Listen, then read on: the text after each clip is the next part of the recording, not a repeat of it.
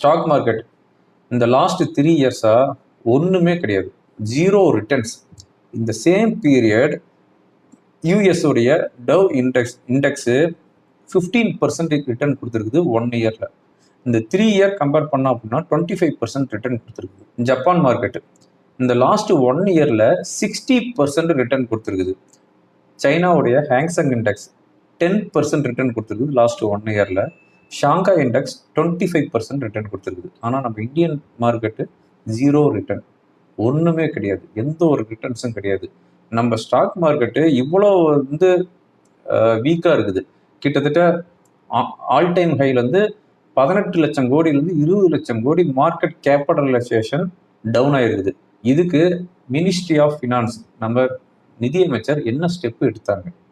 இவ்வளோ market week ஆகிட்டு இருக்குது. இந்த சிச்சுவேஷனுக்கு நம்ம மினிஸ்ட்ரி ஆஃப் ஃபினான்ஸு